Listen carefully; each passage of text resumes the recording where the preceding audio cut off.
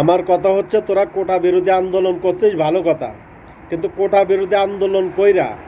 লক্ষ লক্ষ জনতা তোরা মাঠে নামাই দিয়া এখন তোরা দল ঘোষণা করে ফেলছস, এখন তোরা দলের নেতা হয়ে গেছস, এখন তোরা কোটি কোটি টাকা পাচার করতেছস, এখন তোরা লক্ষ লক্ষ গাড়ির উপরে তোরা চলাফেরা করতেছস, সাধারণ মানুষের পাক স্বাধীনতা কেড়ে নেওয়া হচ্ছে, জয় বাংলা স্লোগান দেওয়াতে তারে হত্যা করা হচ্ছে, বাংলাদেশ আওয়ামী লীগ করাতে তাকে খুন করা হচ্ছে, যেখানে সেখানে কোনো ছেলে মেয়ে কোনো কিছু বাছাবাছি নেই, যা পাচ্ছে সেখানে তারা মার্ডার করতেছে, শুধু বাংলাদেশ আওয়ামী লীগ করাতে, শুধু জয় বাংলা স্লোগান দেওয়াতে। আমি তোদেরকে একটা কথা বলি, খোদার কসম করে বলতেছি, এই বাংলাদেশে এমন এক সময় আসবে, শুধু আওয়ামী লীগ না করাতে তোর নাগরিকতা চলে যেতে পারে, তোর বাংলাদেশের